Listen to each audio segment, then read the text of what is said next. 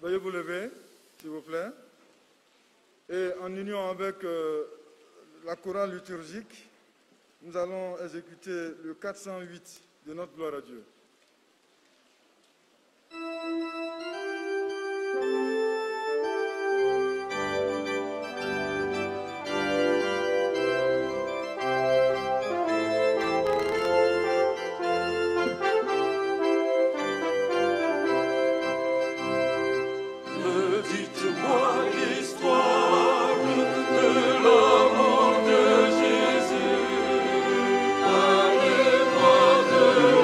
Croix.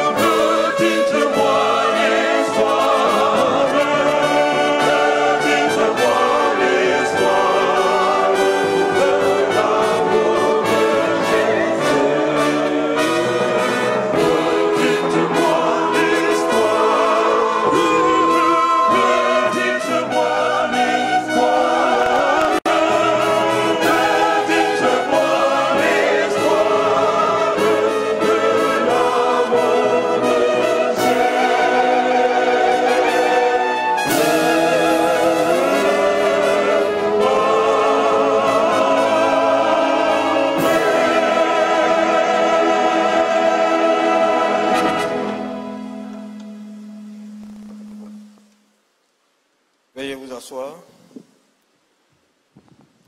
Tu vas prier pour toi-même. Tu vas mettre la main droite sur ton cœur pour demander à Dieu de t'enseigner ce matin. Il y a des choses qui seront dites.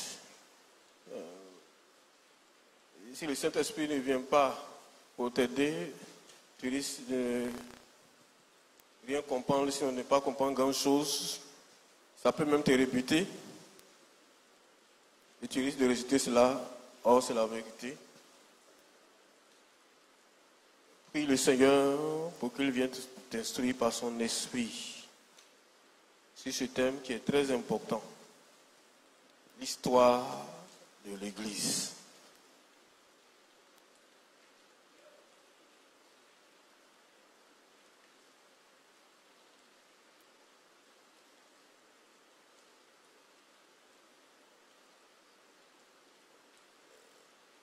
Seigneur, au travers de mon cœur, au travers de nos cœurs, c'est tout notre être que nous voulons t'offrir pour que par ton esprit, tu en sois le maître et surtout tu viennes y inscrire ta loi de vie, ta parole d'esprit et de vérité. Que rien ni personne ne peut détruire ni ôter, encore moins changer. Nous prions donc, Seigneur, que cette parole soit gravée en nous, dans nos cœurs, soit imprimée dans notre mémoire, si oublieuse quelquefois, et que surtout aucun ennemi ne vienne nous perturber ni interférer de ce moment. Nous prions et nous proclamons, nous déclarons ton absolue seigneurie, ton absolue souveraineté, ton absolue autorité et ton absolue vérité. Et que toute chair, toute âme, tout esprit, tout être, y soit soumis. Viens Seigneur nous instruire par ton esprit au nom de Jésus-Christ. Amen. Amen. Dieu nous bénisse. Amen. Et je voudrais vous saluer tous dans le précieux nom de notre Seigneur Jésus-Christ. Et saluer particulièrement les papas. Nous avons préparé pour vous une surprise. Mais malheureusement, la technique nous a fait défaut. Ça, c'est aussi une manière pour nous dire que la fête des pères, ce n'est pas grand-chose. La fête des mères, c'est ce qui est le plus important. La preuve, on ne peut même pas vous souhaiter bonne fête. Alors que nous avons prévu quelque chose pour vous, quelque chose que nous estimons intéressant et édifiant. Bon, comme on est déjà dedans, ce n'est pas grave, on accepte comme ça. C'est peut-être les moments que je vais supplier, pardonnez cette fois-ci là, ne nous négligez pas. Voilà. Parce que l'association des pères a produit un communiqué, on a mis un croix sur les chocotos, les débardeurs, les parfums, les petites choses là. Voilà. Il faut aller en profondeur. Les hommes, on est d'accord ou bien on est d'accord? Voilà. Donc il faut aller en profondeur. Donc je m'adresse aux mamans, allez en profondeur avec nous, pardonnez. Ne nous négligez pas. Parce que nous sommes les premiers et puis nous sommes les chefs. Les hommes, c'est vrai ou bien c'est vrai? C'est forcément vrai. Voilà. Donc, on dit quand quelqu'un t'encourage pas, toi-même il faut t'encourager. Donc, bonne fête à nous. Que Dieu nous bénisse.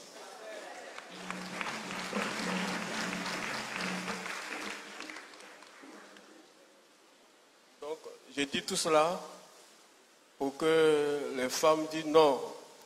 Aujourd'hui, là, on va leur montrer que ce sont des hommes, on va les honorer comme il se doit. Maintenant, bon, j'espère attirer ainsi votre sainte colère pour nous faire du bien.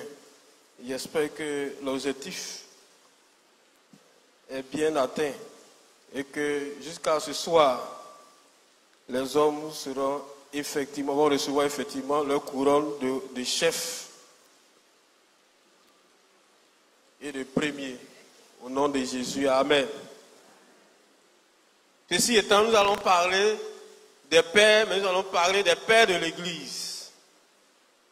Oui, dans des thèmes bien choisis, en parcourant bien sûr l'histoire de l'Église, en réalité, il s'agira de démontrer combien de fois Dieu a utilisé des hommes pour manifester effectivement son salut et pour répandre sa parole et subséquemment son royaume dans le monde entier au travers des braves pères qu'on a qualifiés des pères de l'Église, c'est-à-dire les hommes sur qui Dieu s'est appuyé pour donc consolider son salut au milieu des hommes.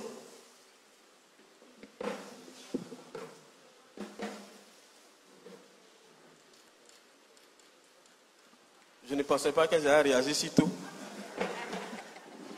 Dieu vous bénisse et vous inspire. Allez-y, les braves mamans.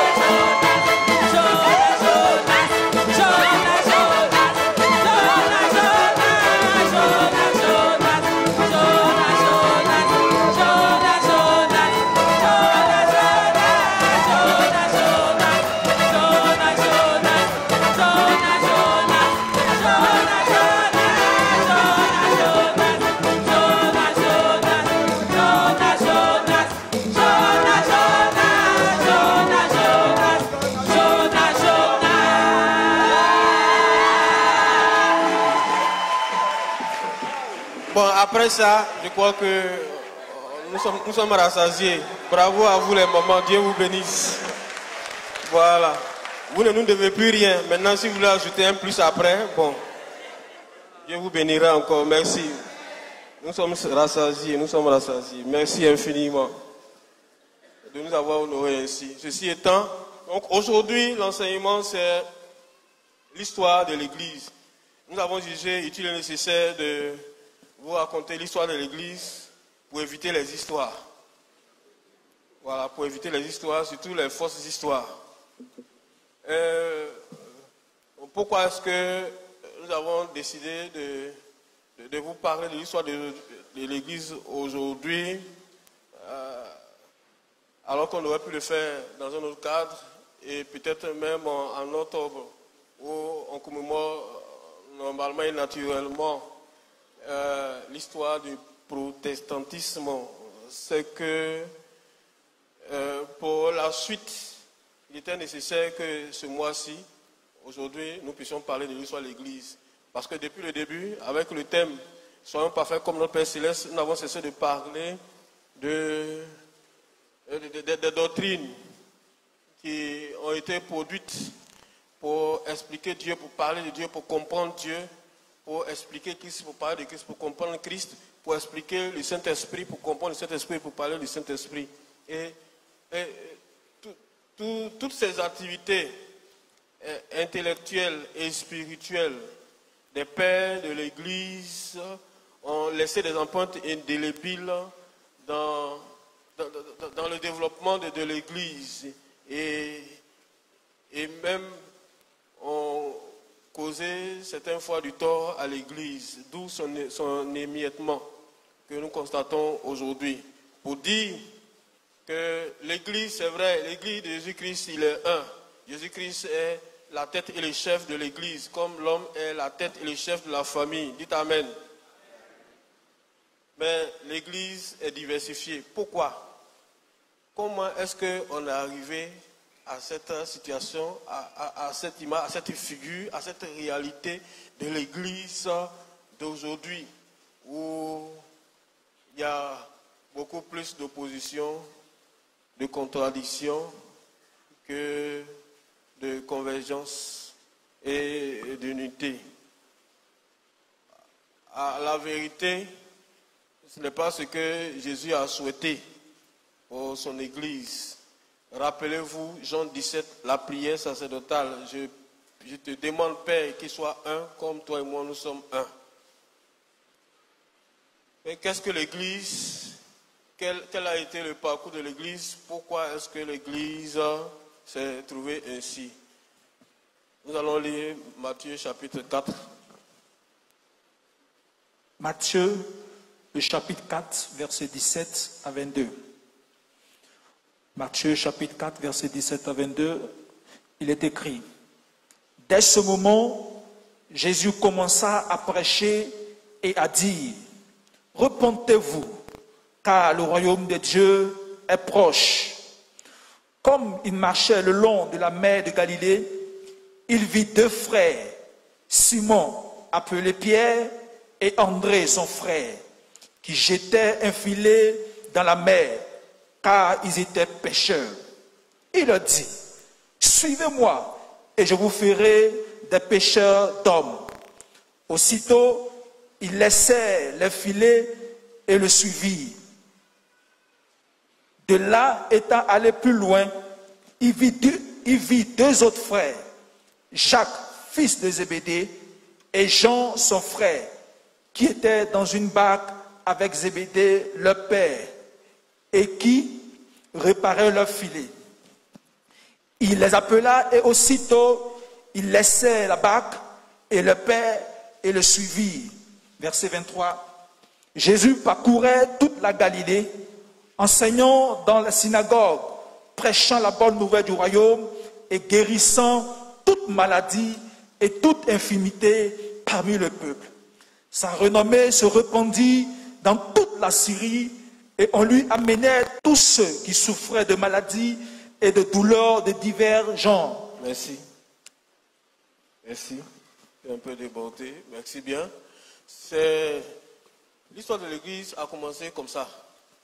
Il y a eu un homme, ou pour être plus exact, quelqu'un qui est à la fois Dieu et homme, Jésus-Christ, Dieu incarné dans la chair humaine, et qui est né donc d'une femme, d'une vierge, qui a vécu comme tous les autres enfants, mais qui n'était pas comme tous les autres enfants, et qui à l'âge de 30 ans a commencé quelque chose. La Bible dit qu'il s'est rapproché de certaines personnes et puis il les a appelés pour dire « suivez-moi ».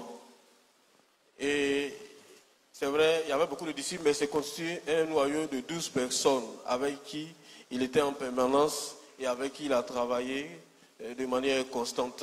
C'est Jésus-Christ et les 12 apôtres. L'Église, c'est ça. L'Église signifie appeler hors d'eux ou bien faire sortir. Voilà. Et c'est pour cela que nous avons choisi cette référence pour dire qu'en réalité, l'Église, ce sont des hommes et des femmes que le Seigneur a appelés hors de ce monde, même s'ils sont dans le monde, mais leur manière de vivre, leur manière d'être, leur manière de se comporter est différente de ce monde, pour ne pas dire est en opposition à ce monde qui est corrompu, mauvais, livré à Satan. C'est pourquoi Satan a osé dire à Christ que si tu m'adores, toute la gloire des royaumes de la terre, je te donne parce que elle est à moi.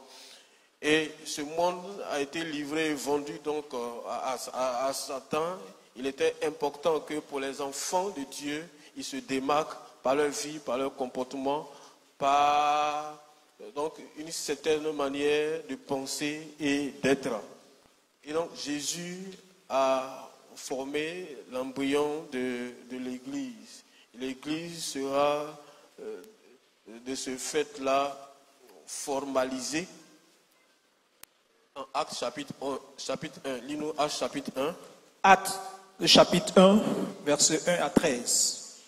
Théophile, j'ai parlé dans mon premier livre. Lis-nous le verset 13. Les autres, vous allez lire ça à la maison. Lis-nous le verset 13, s'il te plaît, pour avoir le temps. Verset 13. Quand il fut arrivé, ils montèrent dans la chambre haute où ils se tenaient d'ordinaire.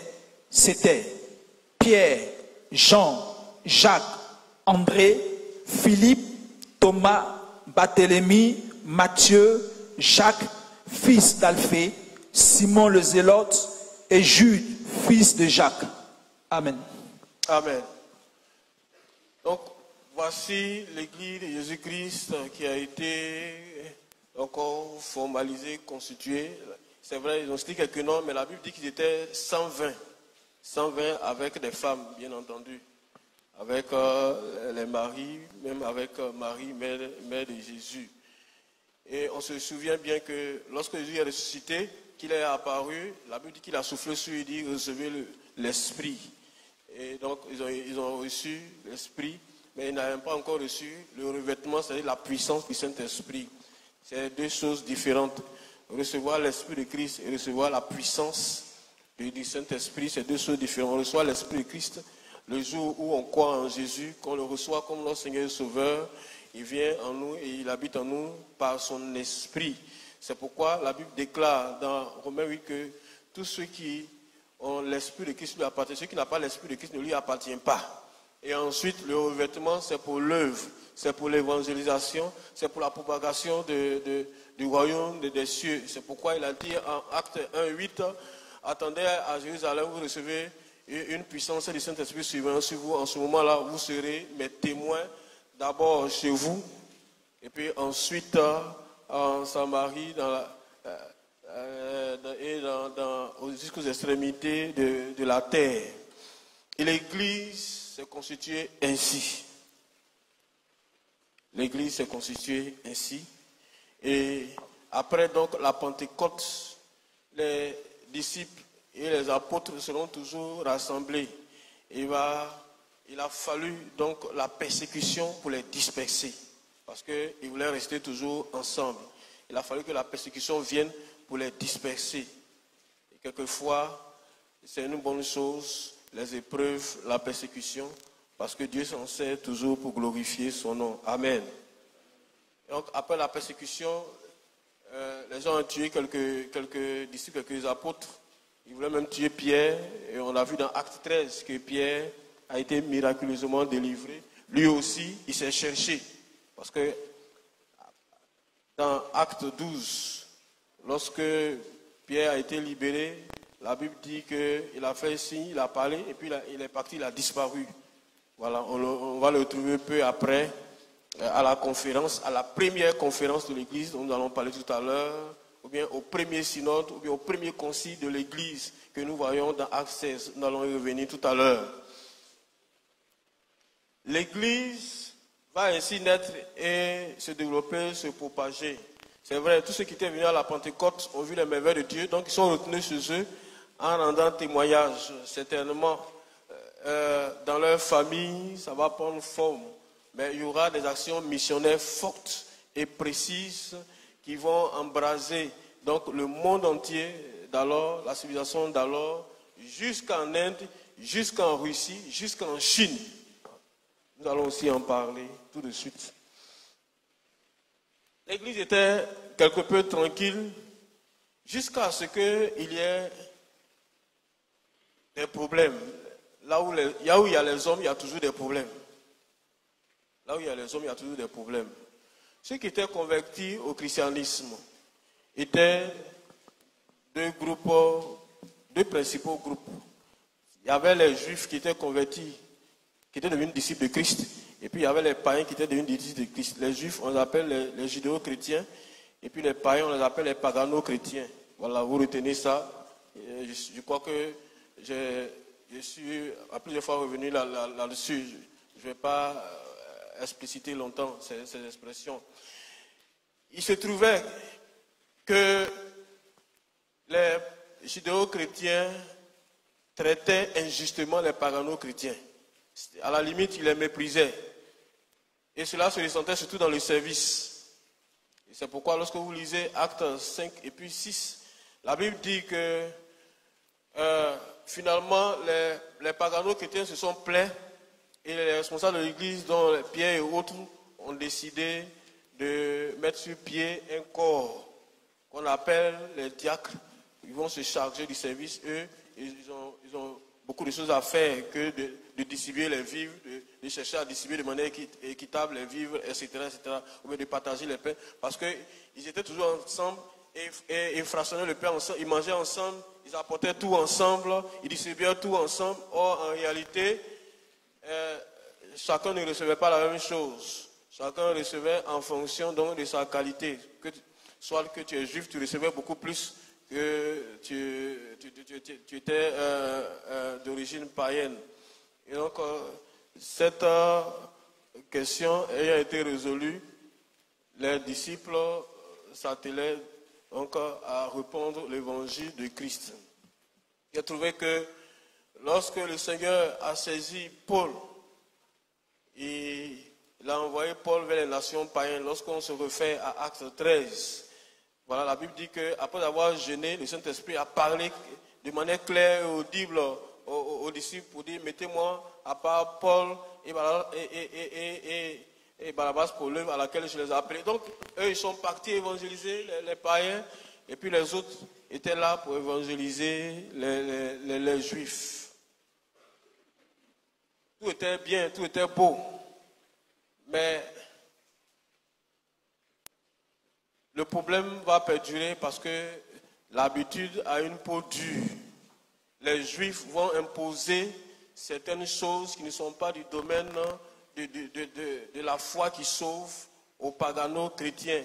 Ils vont imposer donc aux païens convertis au christianisme les rites, les exigences liées à la foi judaïque. Entre autres, les ablutions, c'est-à-dire le lavage des pieds, les rites de purification, la circoncision dans une moindre mesure, et puis les animaux impurs, etc., etc. Parce qu'ils vont faire la distinction, et ceux qui s'adonnent à de telles choses, bien ceux qui sont de leur groupe, ils ne vont pas se mélanger à eux. Mais ce qui va fracturer l'Église, la première Église, c'est que même les apôtres vont jouer de l'hypocrisie concernant leurs frères convertis, les frères païens convertis au christianisme. Et un jour, vous allez prendre Galates chapitre 2, vous allez voir cela. Un jour que Pierre avait rendu visite à Paul, il va au départ s'asseoir avec eux, manger avec eux, mais quand les autres Juifs vont venir saluer Paul, il va se mettre de côté à distance. La Bible dit, c'est Paul même qui dit, qu'il a traité Pierre d'hypocrite. Oui, Pierre a été hypocrite parce qu'il s'est démarqué. Il ne voulait pas que les gens sachent que lui s'assoit et puis mange avec les pagano-chrétiens. Et finalement, lorsque Paul évangélise les contrées païennes, les Juifs vont quitter à Jérusalem pour leur dire non, ce que Paul a dit là, c'est insuffisant, faites ça aussi, faites ça aussi, faites ça aussi. Donc ça va énerver Paul. Paul va écrire une lettre pour dire qu'il veut une rencontre avec les apôtres à Jérusalem.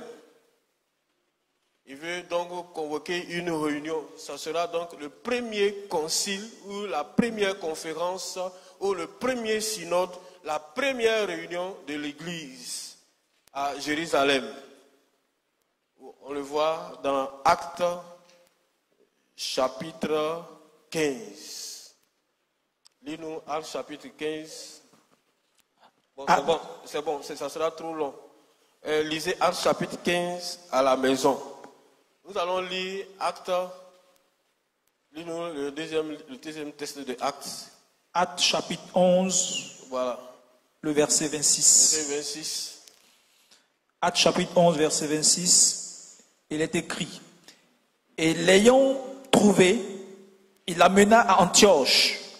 Pendant toute une année, il se réunit aux assemblées de l'Église et il enseignait beaucoup de personnes.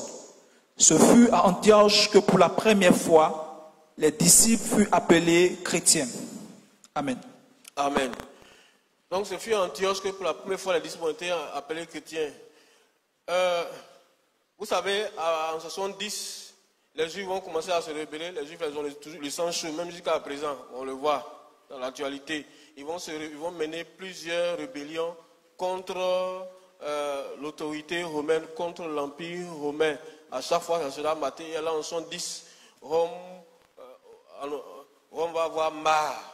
Donc, Rome va prendre la décision, il va détacher donc, plusieurs légions qui vont envahir donc, la Judée, détruire Jérusalem et le temple sous la direction du général Titus.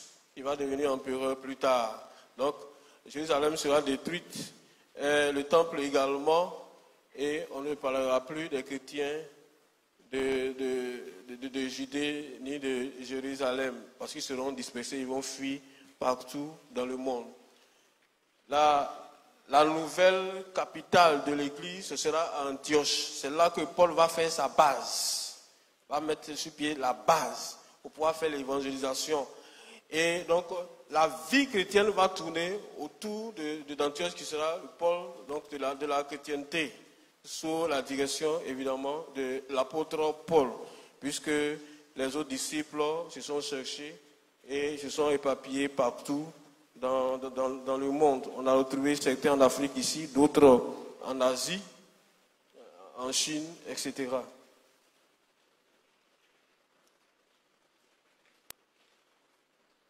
L'histoire de l'Église ne va pas s'arrêter là. Il va y avoir, bien évidemment, des développements plus tard. Et puis, au IIIe siècle, certains théologiens vont chercher à comprendre Dieu, comme je le disais dans mes enseignements précédents. Et il y a un théologien qu'on appelle Arius. Lui, il va lire la Bible, il va lire l'Ancien Testament et le Nouveau Testament, et sa conclusion, c'est que le Dieu de l'Ancien Testament, il n'est pas le Dieu du Nouveau Testament, parce que le Dieu de l'Ancien Testament, il est mauvais. point oui, point non, il va te tuer. Il est trop coléreux, il n'est pas bon. Donc, pour lui, les Juifs n'ont qu'à garder leur Dieu. Lui, le Dieu qu'il considère, c'est le Dieu de Jésus-Christ, le Dieu des chrétiens qui est bon. Tu vas pécher 7 fois 70 fois, il va te pardonner 7 fois 70 fois. L'Église va convoquer donc un concile à Constantinople pour condamner l'arianisme. On dit que c'est une hérésie. Et Arius sera excommunié. Entre-temps, au IIIe siècle, il y aura un événement majeur qui va marquer l'histoire de l'Église. C'est qu'il y aura un nouvel empereur, Constantin. Constantin qui va se convertir donc au christianisme en 323 par là, et qui va faire du christianisme une religion d'État. C'est-à-dire que tous les sujets de son royaume, on peut le dire, tous les sujets de la terre, puisque à l'époque, l'Empire romain était donc l'Empire qui gouvernait toute la terre, bon, là où il pouvait arriver. Et heureusement qu'ils ne sont pas venus trouver mes ancêtres dans leur forêt ici. Ici, il y avait les moustiques, il y avait les bêtes sauvages, donc ils ne pouvaient pas arriver ici. Et donc, Constantin a imposé le christianisme. Cela a fait la joie, bien entendu, de beaucoup de personnes, dont les chrétiens, mais cela aussi a entraîné la colère de certaines personnes qui ne voulaient pas donner leur vie à Jésus, surtout les Grecs qui étaient assis sur leur liberté de penser. Parce que les Grecs, ils avaient une autre conception de Dieu. C'est pourquoi on se souvient bien, lorsque vous avez parcouru la Bible, que vous avez lu Acte 17, ils avaient plusieurs divinités, n'est-ce pas? Ils avaient plusieurs divinités. Et pour ne pas oublier, pour ne pas frustrer une divinité, ils avaient même fait l'effigie d'un Dieu inconnu.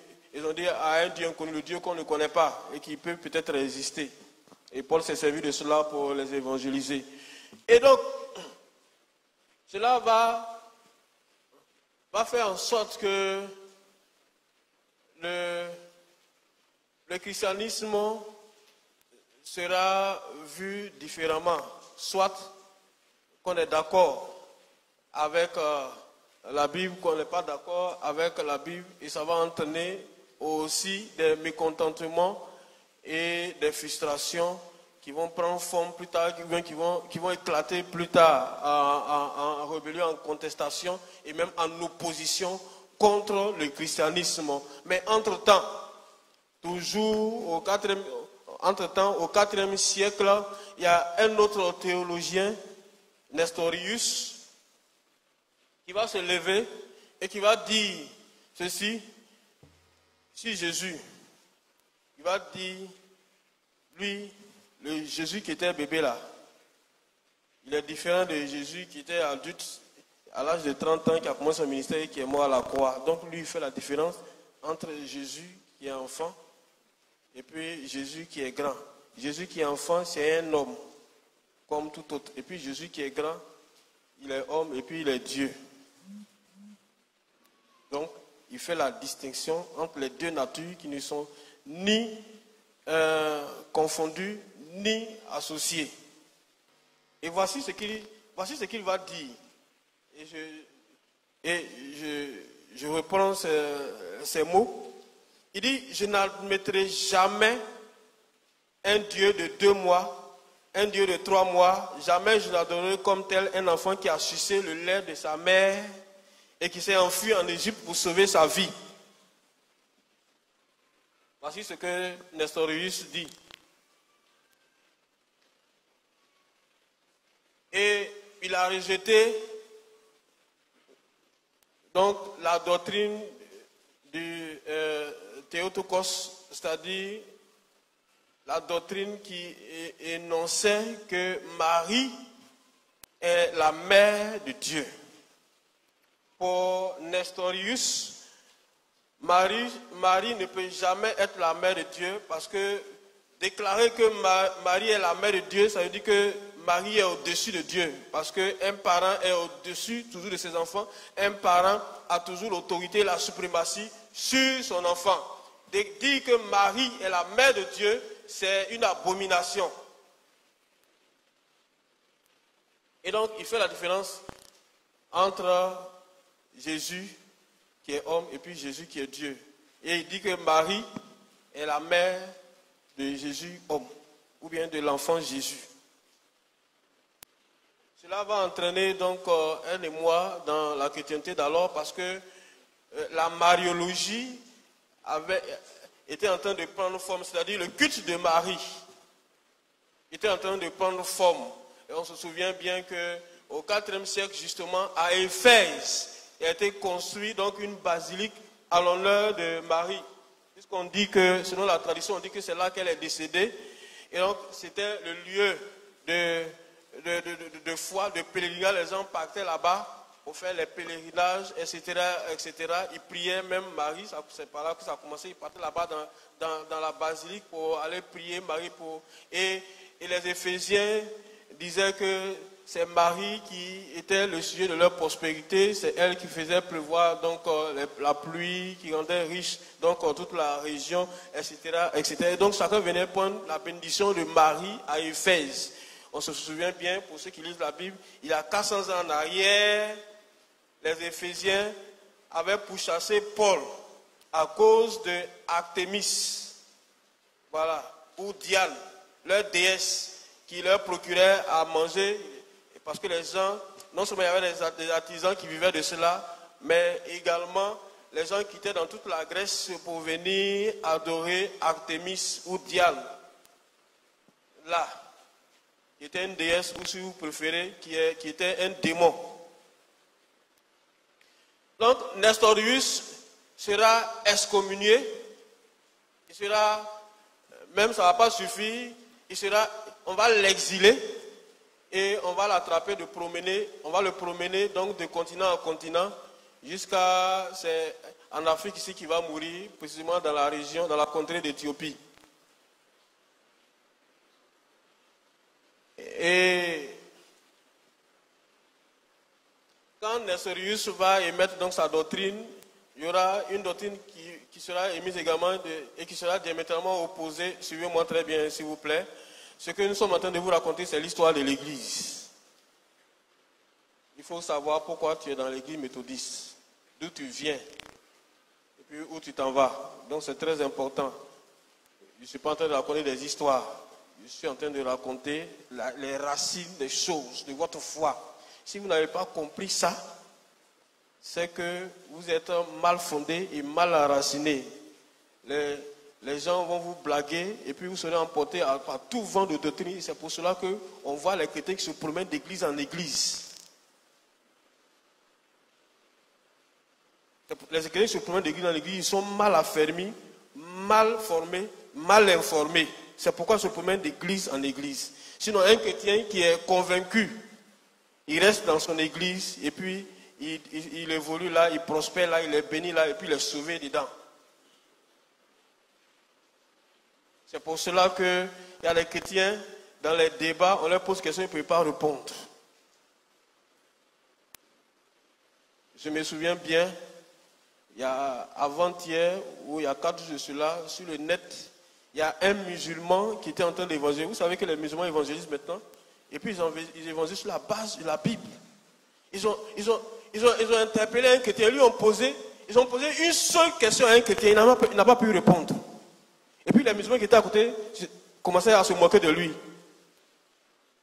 à rire et à se moquer du chrétien. Une seule question, le chrétien n'a pas pu répondre.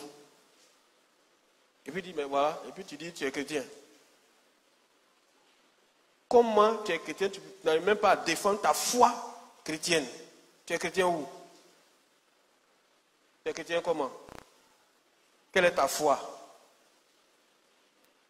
Où est ta foi? Tu crois en quoi? Tu crois en qui? Tu crois comment?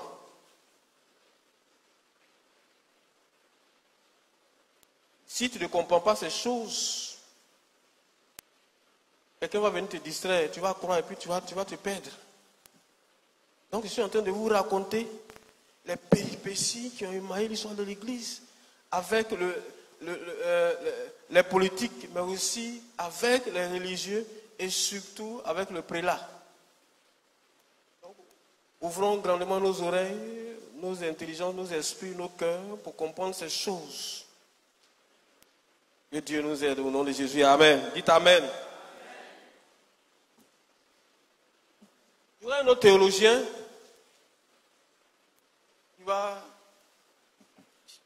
qui va sortir une doctrine qu'on appelle la doctrine monophysite. Il va dire que la nature humaine et la nature divine de Jésus sont confondues, sont mélangées. On ne peut pas les distinguer.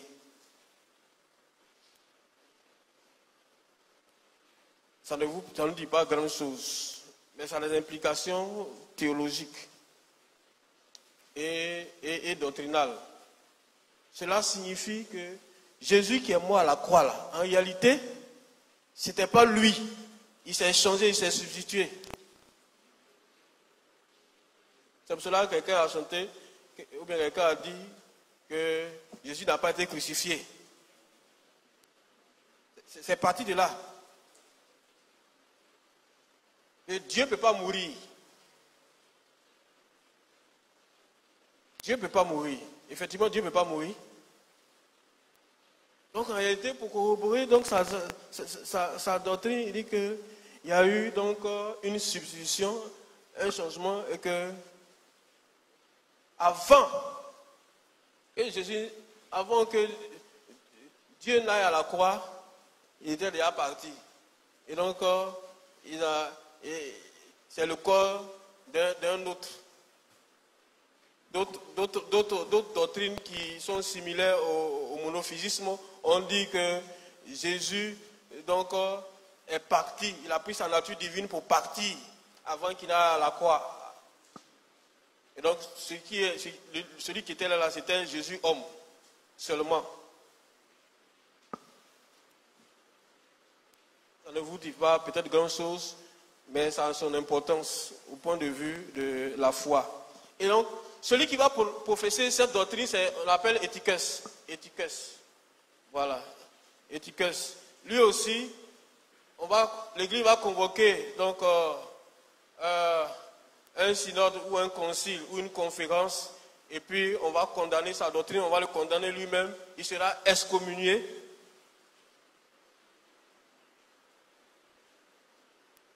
Et puis il sera déposé, puisqu'il était patriarche de l'église d'Alexandrie, il sera déporté.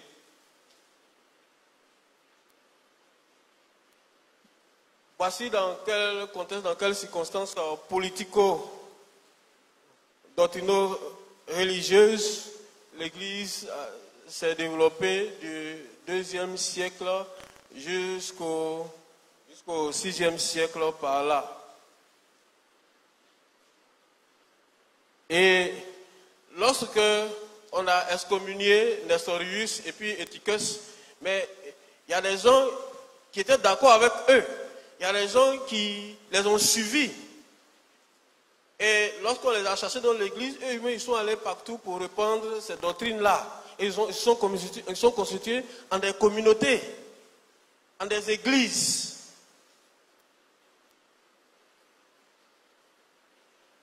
Donc je reprends ce que Nestorius a développé comme doctrine. Je reprends. Pour les Nestoriens, c'est-à-dire les partisans de Nestorius, la Bible est l'autorité suprême en matière de foi. Et puis ils ont rejeté le culte des images. Voilà. Les chrétiens nestoriens rejettent le culte des images. Ils n'admettent point la confession auriculaire et l'absolution donnée par un prêtre. Ils ne connaissent ni la messe ni l'adoration de l'hostie. Nous allons y venir tout à l'heure. Marie n'a pas de place comme mère de Dieu dans leur culte.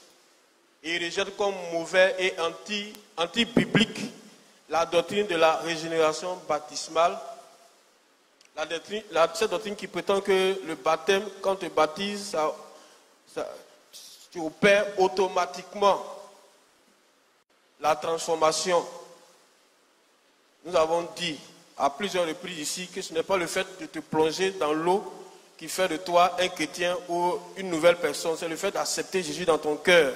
C'est le fait que l'Esprit de Christ vient habiter dans ton cœur. Même si tu vas te baigner dans le Jourdain, dans des mauvaises dispositions, tu ne pourras jamais être disciple de Christ. Tu ne pourras pas être reconnu comme chrétien par Jésus-Christ en tant que tel. Donc, c'était une précision.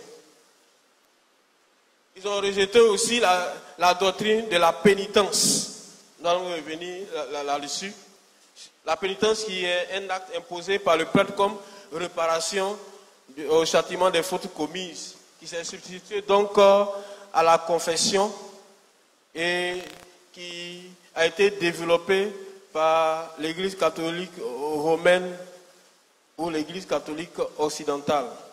Et ils rejettent aussi la doctrine du purgatoire.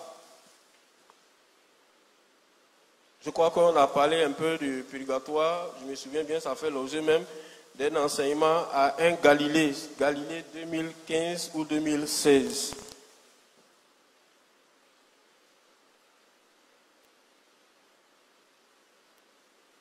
Dans le temps, comme je le disais, au IVe siècle,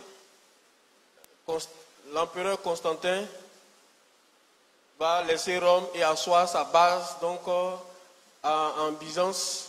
Et il va faire donc de la région de Byzance, il va faire Byzance sa capitale et il va rebaptiser ça Constantinople. C'est l'actuelle Turquie. Il va bâtir même une très belle cathédrale. Voilà. La cathédrale de Sainte-Sophie, qui existe encore aujourd'hui. Et comme la Turquie est un pays essentiellement musulman, je crois même que les informations que j'ai reçues, il veut transformer ça en mosquée. Pour ne pas dire qu'ils ont déjà transformé en mosquée. Donc, Constantinople sera la nouvelle capitale de l'Empire. Et ce sera la nouvelle capitale de la foi chrétienne.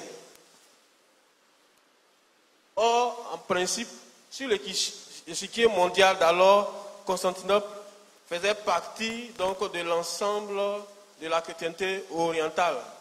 Et Rome était la capitale de la chrétienté occidentale. Constantinople est devenue donc par le fait de roi, par une volonté politique, capitale de la chrétienté orientale. Et ça va susciter des jalousies, des conflits, des rivalités entre les deux pôles.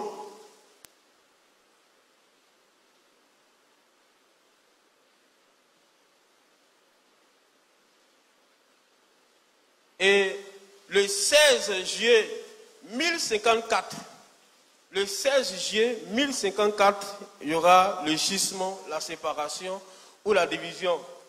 Que s'est-il passé le 16 juillet 1054?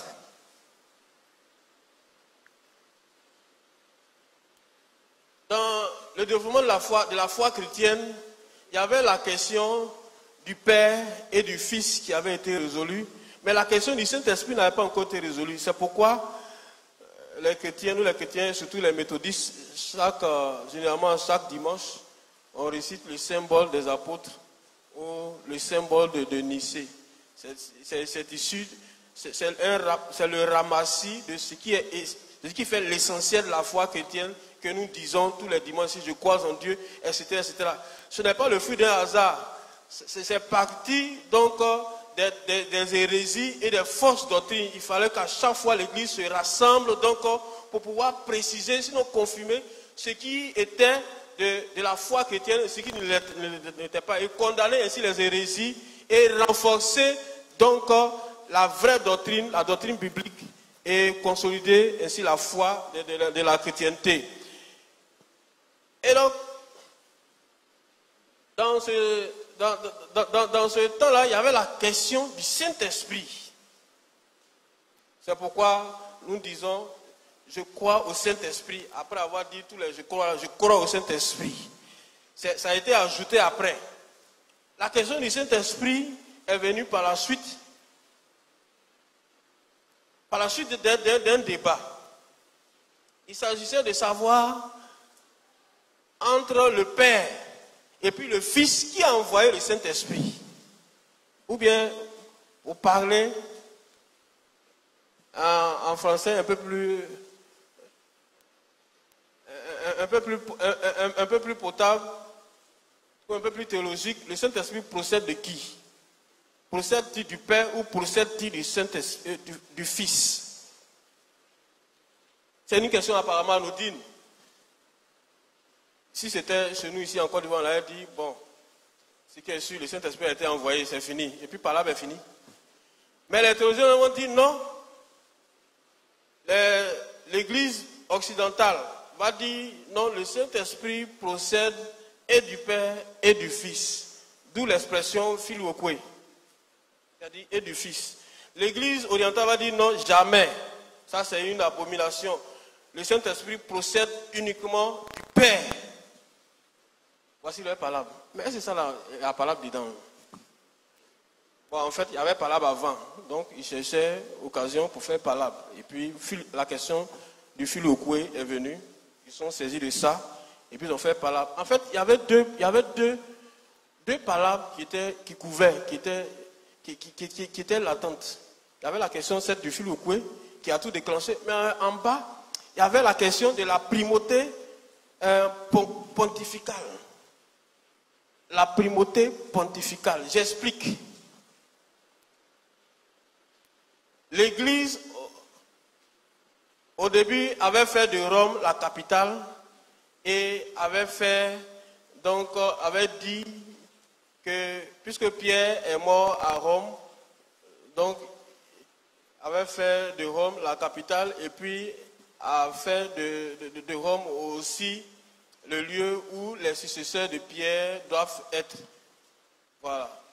Jusqu'à présent, tous les papes, on les appelle les successeurs de Pierre. Tous les papes. Mais dans l'histoire de l'Église, les papes n'ont pas toujours habité à Rome. Il est arrivé même une fois où il y a eu 3 papes. Parce que justement, un roi français, dans ses intrigues, a sémé la zizanie. Donc dans l'Église, il y a eu 3 papes. Il y a eu un pape à Dijon, un autre à Rome, et puis un autre qui est venu prendre la place des 2. Donc ça a chauffé. Peut-être si on a le temps, on va revenir là-dessus. Il s'agissait donc de savoir l'Église est gouvernée par quelle autorité? Parce qu'en principe, c'est le pape qui est la tête de l'Église en tant que successeur de Pierre. Mais l'Église orientale qui était basée à Constantinople, puisque entre-temps, d'Antioche, à cause de Constantin, la capitale va se déplacer vers Constantinople. Il s'agissait de voir qui doit diriger l'Église. Puisque l'Église orientale voulait prendre son indépendance, ils ont dit que non, nous on ne peut pas accepter la primauté pontificale ou la primauté papale, si vous préférez. Parce que, entre-temps, dans l'Église orientale, il y avait donc un conseil où il y avait donc une assemblée et ils se réunissaient et puis prenaient des décisions collégiales. Il n'y avait pas quelqu'un qui était au-dessus qui prenait des décisions et puis qui imposait aux autres. C'est vrai, il y avait un premier responsable qu'on appelait patriarche, qui était établi à la capitale, Constantinople, mais les décisions concernant la vie de l'Église étaient prises donc en assemblée. Il a fallu donc la question du filioque pour constater définitivement et durablement la rupture avec l'Église occidentale. Que s'est-il passé? Comme il y avait quelques difficultés sur la question du filioque, donc le pape va envoyer son représentant à Constantinople pour régler l'affaire. Entre-temps, celui qui était à Constantinople, le patriarche Michel, il s'appelle Michel, cellulaire. C'était quand même un homme véhément. Et celui que Rome va envoyer aussi, lui aussi, il ne marchait pas ses mots. Et finalement, ils ne se sont pas entendus. Et comme je disais, le 16 juillet, donc à la date, c'était un dimanche, au moment où on célébrait le culte, il va s'avancer à l'autel et puis il va déposer une bulle. Une bulle, donc c'est un décret. C'est un décret papal. Puisqu'il avait donné pouvoir et autorité donc à son représentant d'agir et de dire, de décider en son nom, il allait déposer donc la bulle sur la chair. Et cette bulle déclarait donc Michel Cellulaire comme un anathème, comme un hérétique. Et donc cette bulle excommuniait Michel Cellulaire. Dans les jours qui ont suivi, donc, le patriarche de Constantinople a convoqué tous les autres prêtres et ils ont pris une décision, un décret pour excommunier tous les latins. Ils ont déclaré ceci, tous les latins, c'est-à-dire que toute l'église orientale est excommuniée. Ce sont des païens, ce ne sont plus des chrétiens. La rupture entre l'église occidentale et l'église orientale en 1054 donc est consommée. Et chacun donc va évoluer dans sa sphère. L'église orientale va connaître beaucoup de soubresauts parce qu'elle était marquée par une certaine liberté. Et puis, entre-temps, il va y avoir une poussée donc, des musulmans dans leur djihad, dans leur guerre, dans leur conquête, ou bien dans leur guerre de conversion. Et ils vont peu à peu disperser, sinon détruire l'église orientale, puisqu'ils vont remonter vers le nord. Et c'est pour cela que vous avez aujourd'hui la Turquie qui est un pays musulman et les autres pays où l'église avait pris racine. Et maintenant même, c'est en Iran, en Irak, etc. Vous voyez que les chrétiens sont véritablement à l'étroit. Et les quelques-uns qui survivent encore sont très persécutés. Je crois même que ces régions-là se vident donc des chrétiens de plus en plus. Parce que les tensions s'exacerbent de jour en jour.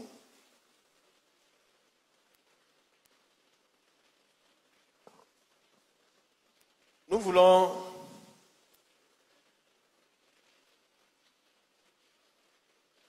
rappeler que l'Église occidentale va connaître plus ou moins une accalmie. Je dis plus ou moins, jusqu'au XVIe siècle. Jusqu'au XVIe siècle. Je dis plus ou moins parce qu'au sein de l'Église occidentale, il va y avoir des travers, il va y avoir des problèmes, il va y avoir des complications, le clergé va se corrompre, la population sera de plus en plus appauvrie, de plus en plus dépouillée, et les gens vont décrier de plus en plus les indulgences. Et je voudrais rappeler, sinon reprendre un peu ce qui fait l'essentiel donc des prescriptions de l'Église catholique romaine. Je rappelle que lorsque l'Église de l'Occident s'est séparée de l'Église de l'Orient, l'Église de l'Occident a été appelée l'Église catholique orthodoxe.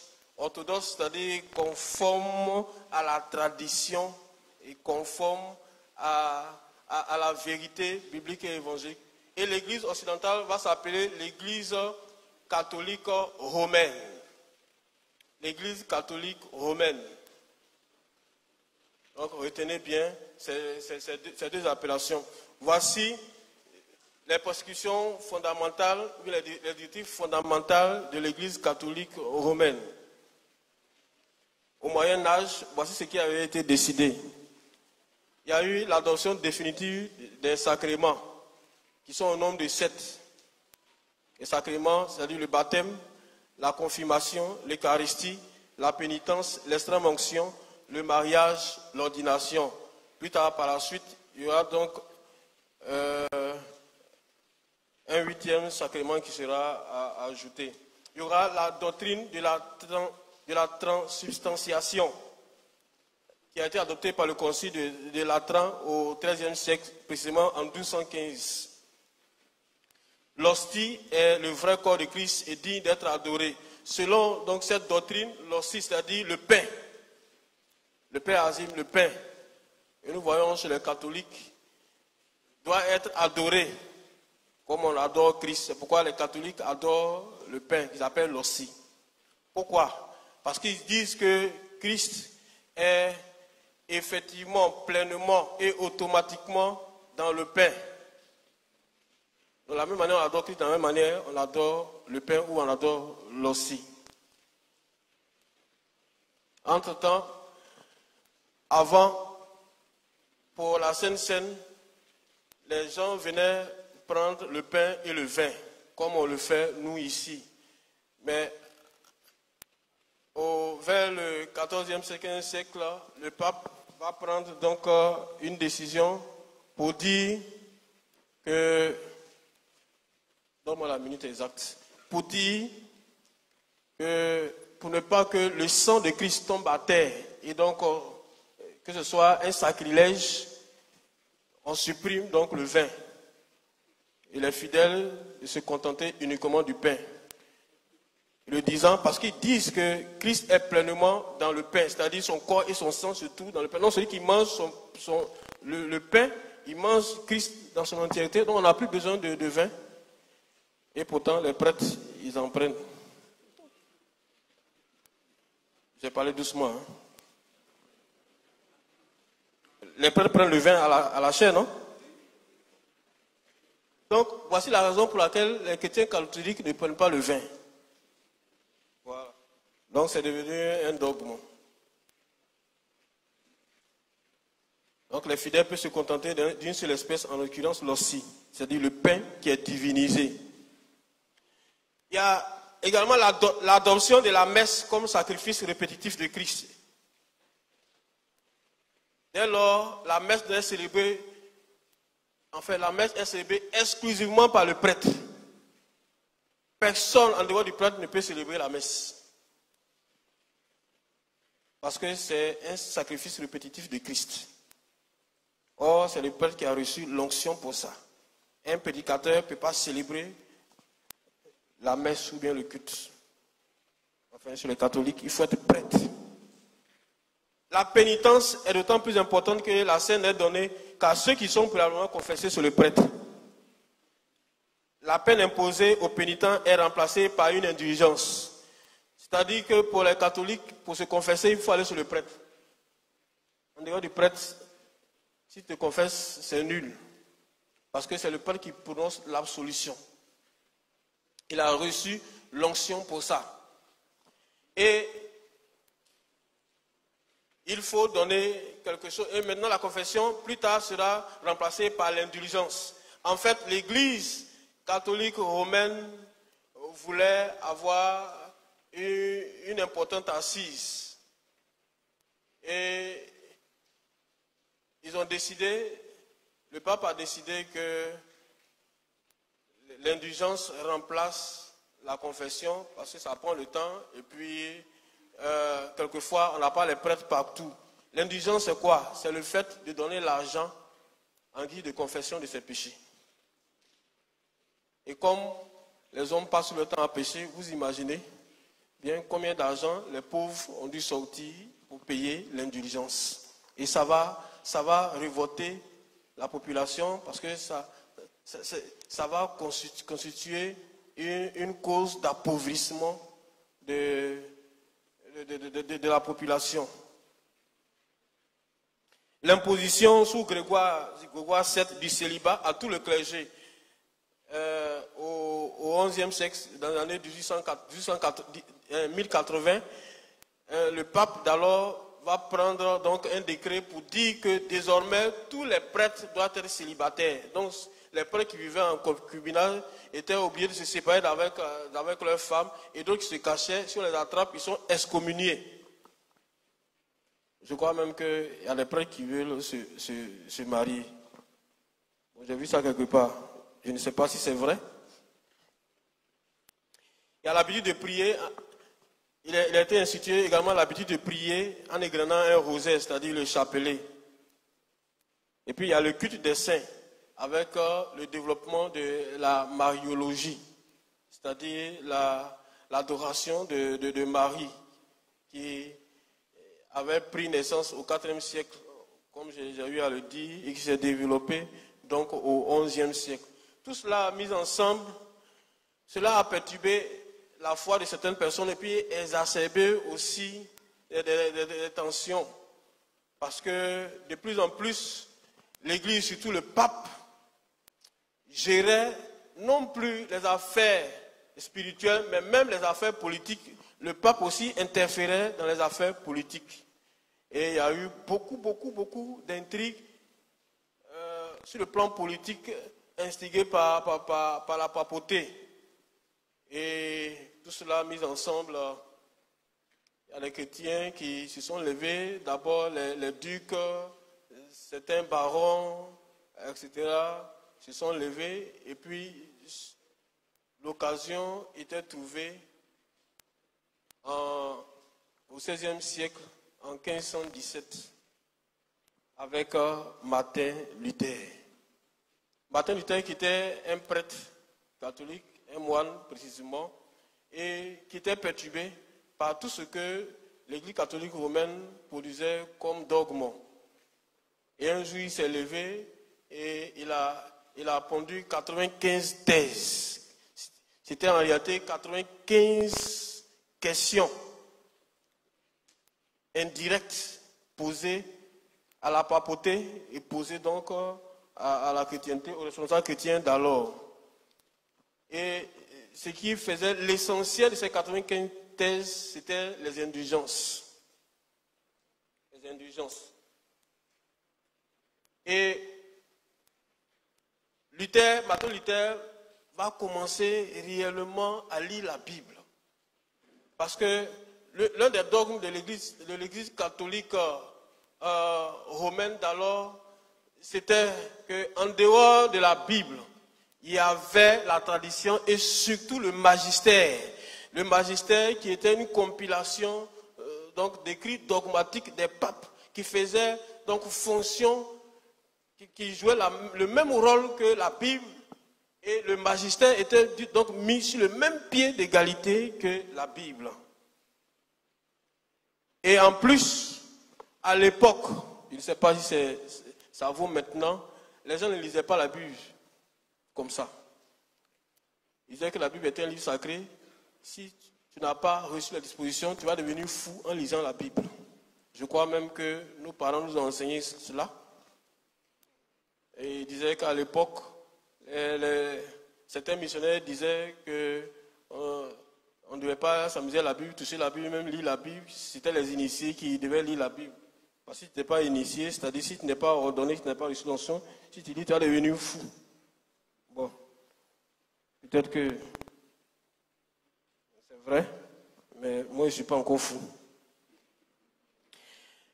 Et donc en 1517, Martin Luther va se lever et va afficher donc les 95 thèses sur la porte de son église à Wittenberg, et puis l'église va apprendre cela, on va l'appeler pour qu'il s'explique, il va partir, on va l'entendre, et finalement on va lui demander de se raviser sous peine d'être excommunié. Il ne va pas donc se raviser et finalement il sera excommunié, et on va même chercher à attenter à sa vie. Il sera protégé donc par les princes allemands qui cherchaient là l'occasion de se défaire donc de la tutelle envahissante de la papauté. Et cela va entraîner des conflits sociaux. Parce que, au-delà même de la foi, c'était des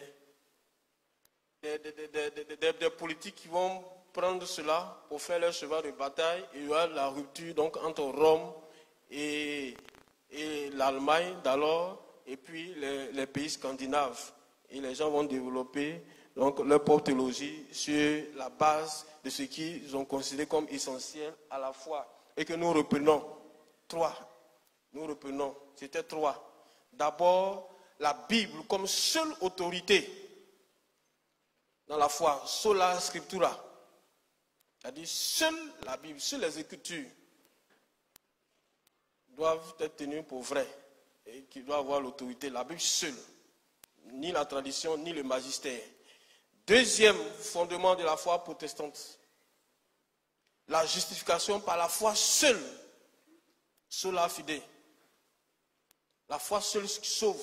Ce n'est ni par les œuvres, ni par les indulgences, ni par les pénitences. La foi seule qui sauve. Et puis troisièmement, le sacerdoce universel des croyants. Tous les chrétiens ont reçu un appel d'aller de faire de partout les disciples. C'est vrai que le clergé est là, ils ont reçu l'onction, mais tous les chrétiens ont reçu cet appel-là. Et donc c'est de manière concertée que clergé et laïcs doivent travailler pour le royaume de Dieu. À partir donc de là, il y aura l'église catholique romaine et les protestants, c'est-à-dire ceux qui ont protesté. Et parmi les protestants, il y aura plusieurs ramifications. Il y aura les luthériens, c'est-à-dire les disciples de Luther. Il y aura les calvinistes, les disciples de Calvin. Plus tard, il y aura les frères moraves, etc., etc. Il y aura les anabaptistes, les presbytériens. Et c'est comme cela que l'église des protestants, ou bien le monde des protestants, va s'émietter ainsi sur plusieurs obédiences. Jusqu'à maintenant. Jusqu'à maintenant. Nous voulons bifurquer pour terminer en Angleterre. Parce que l'histoire de l'église de l'Angleterre nous concerne. Vous imaginez aisément pourquoi. John Wesley, il est de là-bas.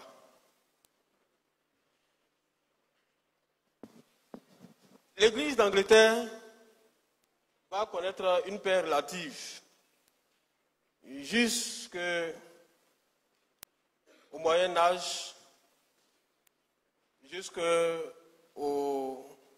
dans les années 1540, par là, 1530-1540. Qu'est-ce qui va se passer? Il y avait un roi qui était alors sur le trône d'Angleterre, Henri VIII. Henri VIII, il avait un sérieux problème. En tant que roi, il fallait qu'il assure sa descendance et donc un héritier sur le trône. La femme qu'il avait ne procréait pas, ne faisait pas d'enfants. Donc il a demandé au pape d'alors, Clément VII, de venir bénir son union avec une autre femme qui s'est choisie, Anne Boleyn. Donc il a pris, parce que l'autre ne faisait pas d'enfants. Le pape d'alors a dit niet. Et Henri VIII ne l'a pas écouté. Il s'est marié quand même. Il a déclaré un de ses amis comme le représentant, ou sinon le remplaçant du pape. Ils ont célébré le mariage. Et Clément VII a pris une bulle pour excommunier Henri VIII. Pour dire, à partir d'aujourd'hui, toi, le roi Henri VIII, tu n'es plus chrétien, tu es un païen, tu es un démon. Parce que le mariage est indissoluble. C'est un sacrement. Henri VIII, d'accord? Tu penses que c'est toi celui qui sait prendre décret. Tu penses que c'est toi celui qui est parti à l'école. Henri VIII aussi, il prend son bic, il prend sa feuille, et puis il dit, à partir d'aujourd'hui, moi, Henri VIII, je suis le chef suprême de l'Église d'Angleterre. C'est fini? Donc, toi, pape, avec tes chrétiens, je ne veux plus voir vos pieds ici. Mais comme il y avait des chrétiens catholiques romains en Angleterre, l'acte qu'il a pris, on appelle ça Supremacy Act, ou bien l'acte de suprématie. Il a obligé donc tous les chrétiens à devenir donc c'est sujet, puisque c'est lui qui est maintenant le véritable pape. Et il va mettre donc le père de Canterbury comme prêtre à la place du pape qui va faire office donc de père suprême. L'église donc catholique romaine de l'Angleterre va devenir l'église anglicane. Va devenir l'église anglicane avec pour chef qui a été nommé, qui a été placé là, Thomas Cranmer. Voici comment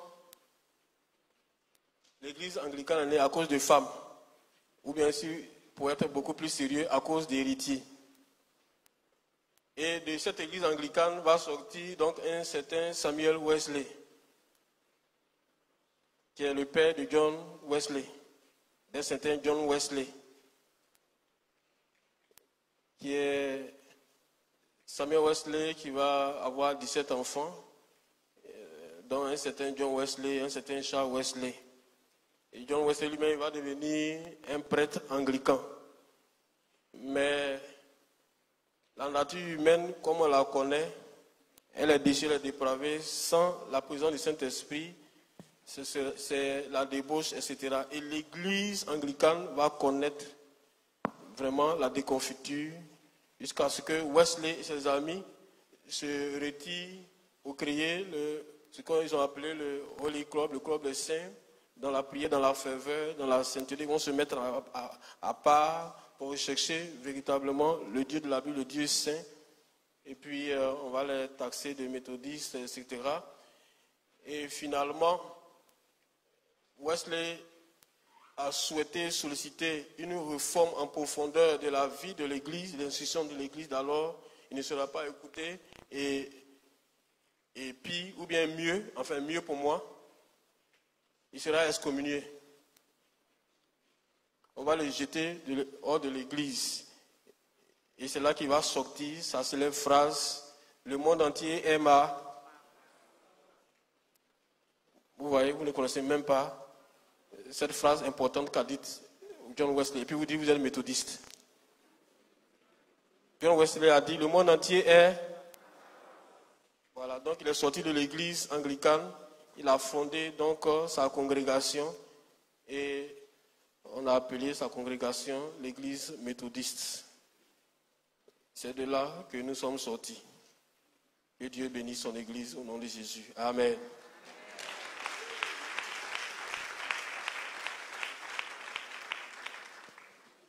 Si Dieu nous donne encore longue vie, l'année prochaine, nous allons retracer l'histoire de l'église depuis Wesley jusque dans mon village à Asuba. Bon, ou bien pour ne pas faire de jaloux, jusqu'en Côte d'Ivoire. Voilà, on va raconter les péripéties aussi de l'église wesleyenne. Et puis on va voir ses ramifications. Ne vous en faites pas, il n'y a pas qu'une seule église wesleyenne. J'en ai dénombré, dans mes recherches, j'en ai dénombré 24 églises d'obédience wesleyenne dans le monde. Que le Seigneur nous aide à nous attacher à la vraie foi. Avoir d'abord la foi et nous attacher à la vraie foi. Pour ne pas être emporté par tout vent de doctrine. Et surtout, pour être ferme face aux hérésies et aux faux pasteurs, aux faux ouvriers, aux faux serviteurs, aux faux enseignants.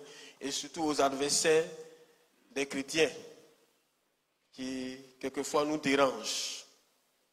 Que le Seigneur nous tienne par la main et nous conduise sur le bon chemin, qui nous bénisse et qui nous garde. Au nom de Jésus. Amen.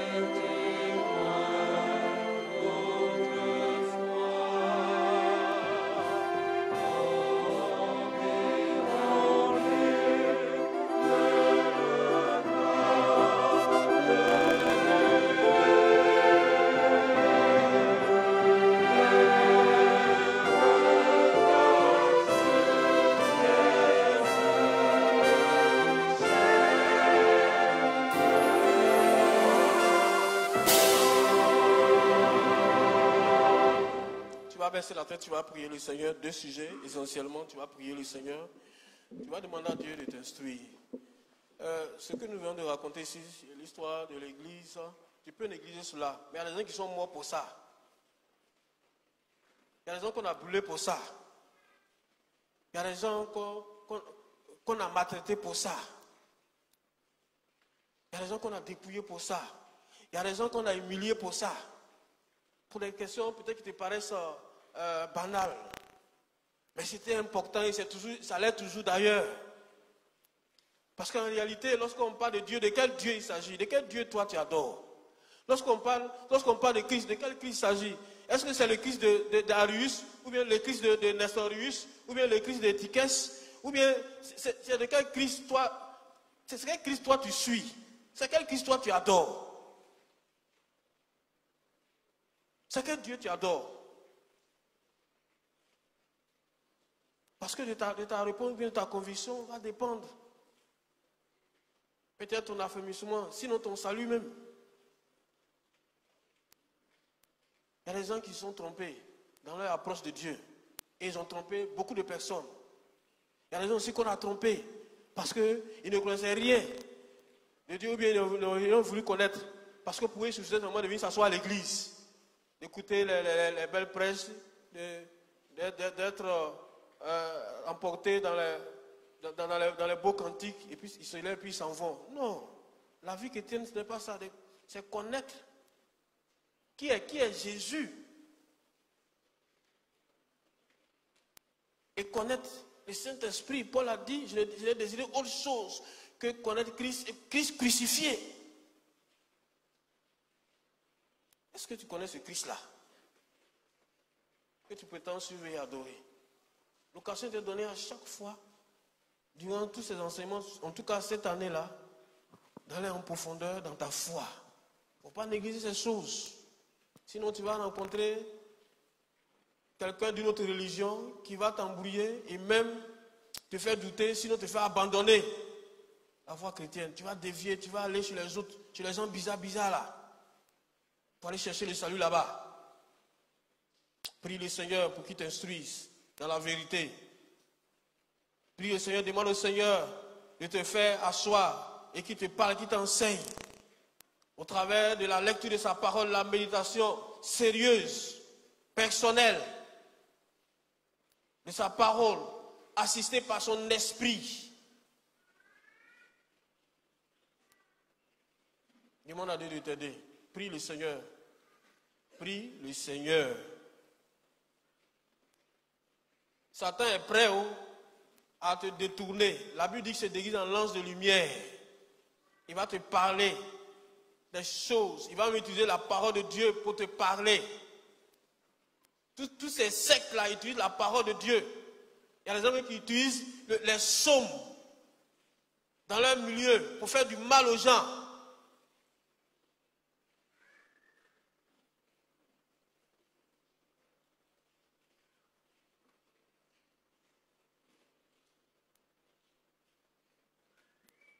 Deuxième prière. Tu vas demander au Seigneur, c'est la deuxième prière, puis on va finir. Tu vas demander au Seigneur d'éclairer ton église, d'éclairer les dirigeants de ton église. Si tu es convaincu que, même si l'église ne sauve pas, mais que tu as eu le salut dans cette église-là, dis au Seigneur de t'affermir dans cette église-là. Pour pas que tu as parti ailleurs pour aller chercher le salut encore, pour aller chercher la vérité ailleurs. Quelle vérité? Si tu as eu la vérité, si tu as vu Christ ici, tu vas chercher quelle autre vérité? Jésus n'est pas ta vérité?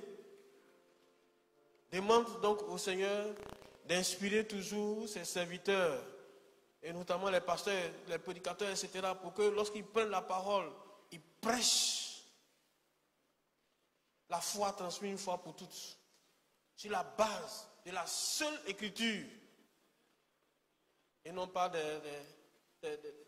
choses bizarres, non pas sur la base de ceux qui racontent leur vie.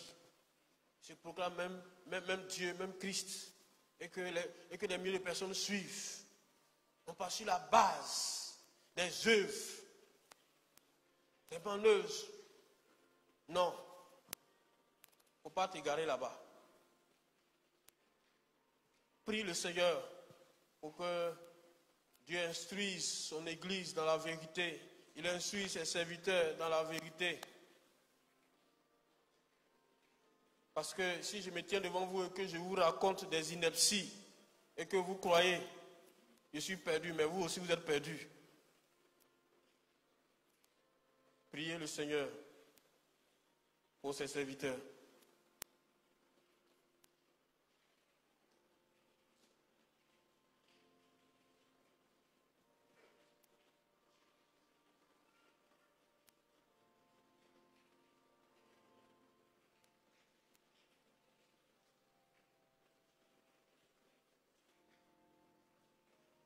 Seigneur, merci pour ta parole. Dans ces temps derniers, tout le monde recherche la vérité. Tout le monde pense détenir la vérité. Or, toi, seul Jésus est la vérité. Tu as dit que tu es le chemin, la vérité et la vie. Il n'y a pas deux chemins, il n'y a pas deux vérités, il n'y a pas deux vies. C'est toi, Jésus. Donne-nous, Seigneur, de te connaître davantage. Pour que davantage nous soyons ancrés en toi et que nous soyons pas emportés par tout vent de doctrine, ni perturbés dans notre assurance par les circonstances de la vie. Seigneur, aide-nous par ton esprit. Éclaire-nous par ta présence. Maintiens-nous dans ta connaissance.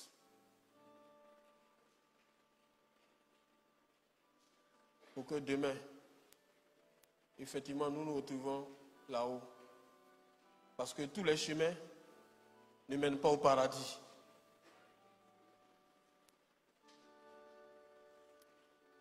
Accorde-nous la grâce de ton salut jusqu'à la fin. Au nom de Jésus. Amen. La prière du Seigneur. Notre Père qui es aux cieux, que ton nom soit sanctifié, que ton règne vienne, que ta volonté soit faite sur la terre comme au ciel. Et donne-nous aujourd'hui notre pain de ce jour. Pardonne-nous nos offenses, comme nous pardonnons aussi à ceux qui nous ont offensés. Et ne nous soumets pas à la tentation, mais délivre-nous du malin. Car c'est à toi qu'appartiennent le règne, la puissance et la gloire pour les siècles des siècles. Amen. Amen. Dieu nous bénisse. Amen.